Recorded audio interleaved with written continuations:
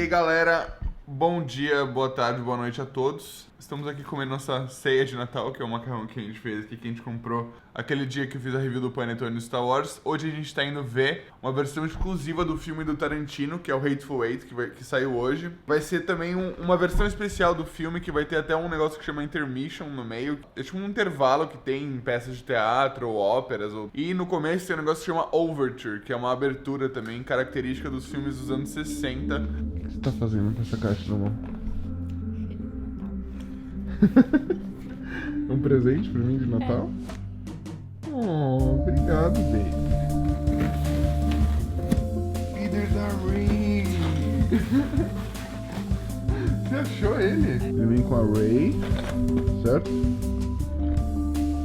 E vem com um Tug.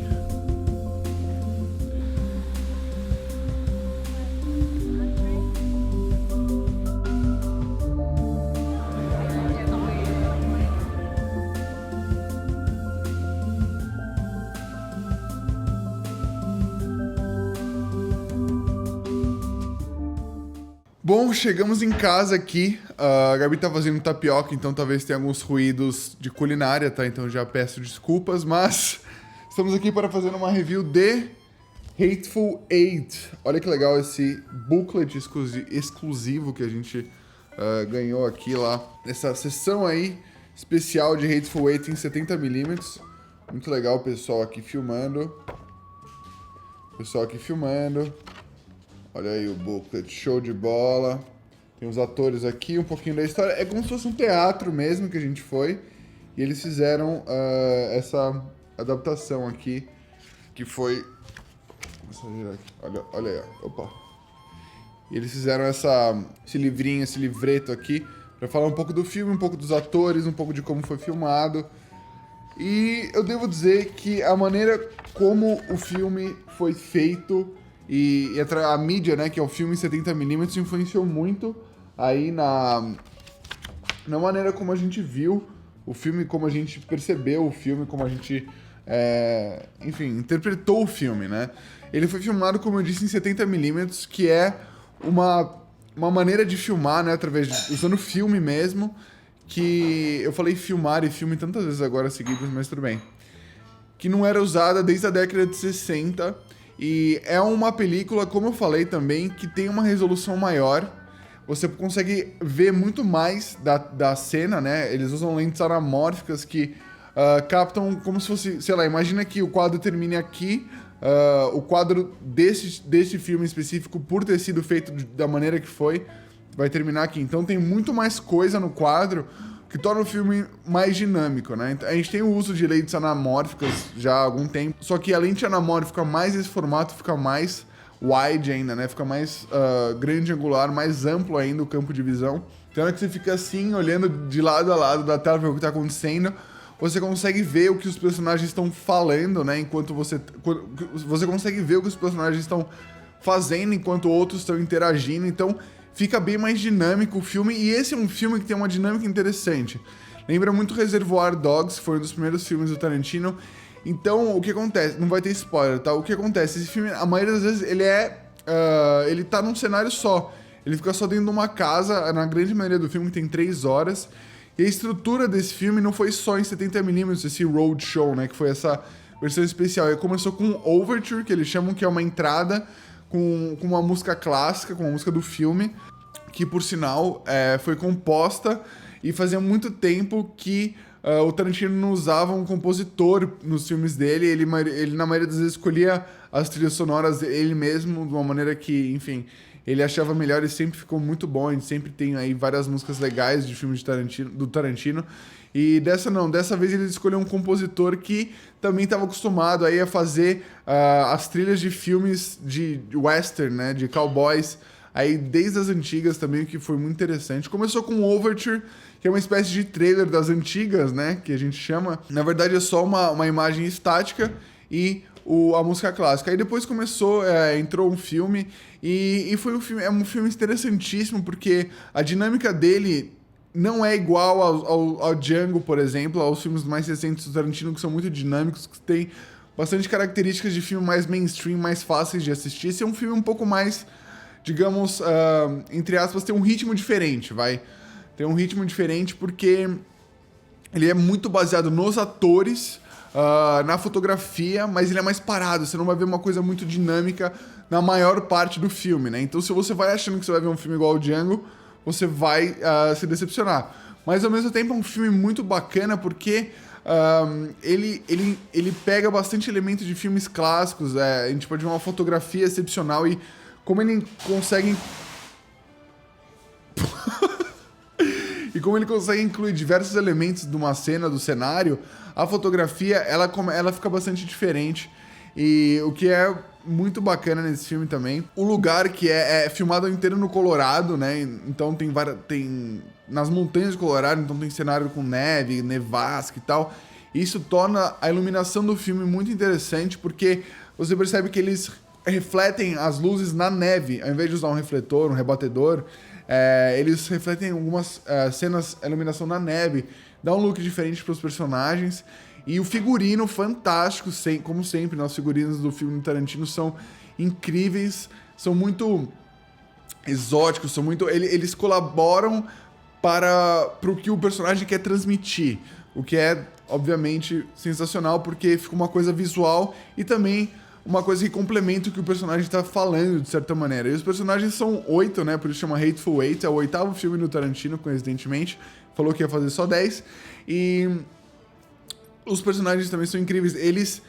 O Tarantino tem uma relação muito íntima com os atores, né? Com Samuel Jackson, por exemplo, com todos aqueles lá. Ele pelo menos já trabalhou uma vez, com exceção, eu acho, de um ou dois, tipo Channing Tatum. Eu acho que ele nunca fez um filme com Channing Tatum, que tá muito bem nesse filme, por sinal. E, obviamente, Samuel Jackson, o meu preferido do filme, ele é muito engraçado, ele consegue entregar as falas de uma maneira muito única, e é por isso que ele sempre acaba voltando, eu acho, pros filmes do Tarantino. O Tarantino já escreve pensando nele, e com certeza dessa vez não foi diferente. Outro elemento interessante não é só a trilha sonora, é a sonorização do filme. É um ambiente, quando eles estão numa carruagem, por exemplo, que é a primeira metade do filme, a gente tem todos os rangidos da carruagem, quando eles estão comendo um sopão lá, a gente escuta os barulhos.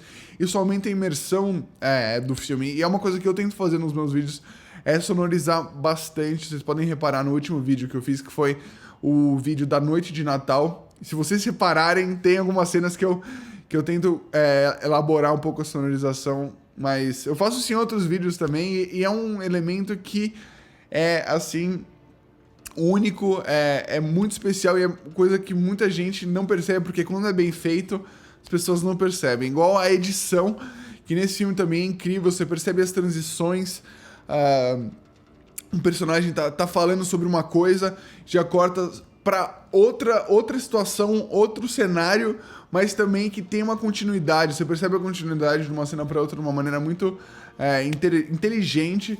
E, enfim, eu gostei muito de Hateful Eight, achei um filme sensacional. E a experiência de ter visto nesse roadshow, né, nesse formato de 70mm, com intermission no meio, que é um intervalo, né, que eles tem que ter um intervalo, como eu falei, para trocar o rolo de filme. E eu achei fantástico essa experiência, porque também no intervalo você consegue discutir um pouco sobre o filme, o que acaba mudando a experiência do filme no fim das contas, né?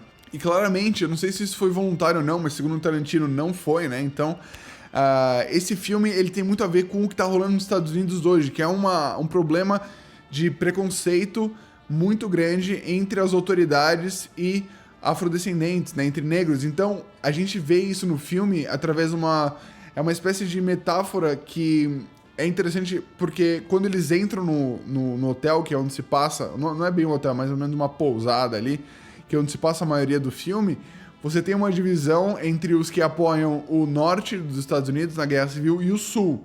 O sul é conhecido por ser escravista e o norte não.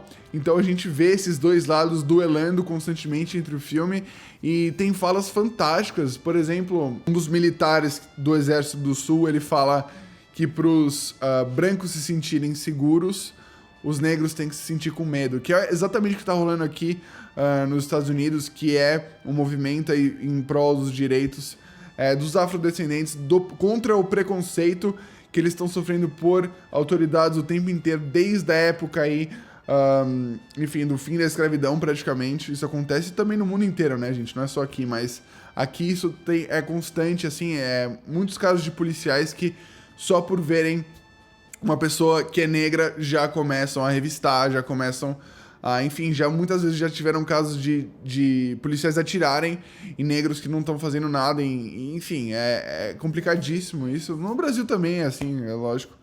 Mas é um tema muito relevante aqui, agora que foi tratado no filme de uma maneira interessantíssima. E o Tarantino também representou essa causa aqui em Nova York, a favor dos direitos iguais, contra o preconceito. E ele foi em passeatas, justamente representando esse lado dos direitos iguais e falando que os policiais são assassinos mesmo, e por conta disso os policiais, a gente decretaram um boicote do filme dele, então rolou toda uma polêmica aqui e acabou estreando hoje, dia 25, que é no Natal. Ele adora estrear filmes no Natal, e é um filme fantástico, é um filme mais clássico, tá? É um ritmo não tão frenético quanto em filmes que são mais fáceis de assistir.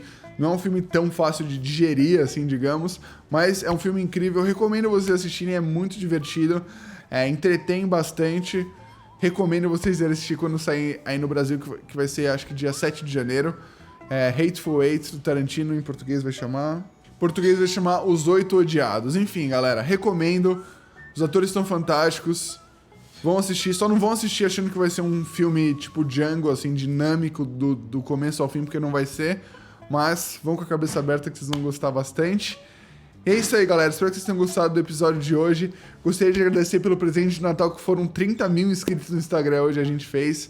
Tô extremamente feliz com isso. Amanhã vamos ver Star Wars de novo e vamos montar o leguinho. O que a Gabi me deu hoje, que é o Speeder da Rey, que eu fiquei bem feliz por ter ganhado. E é isso aí, galera. Eu sou o André Pili. Tudo muito bacana, muito legal. Tchau.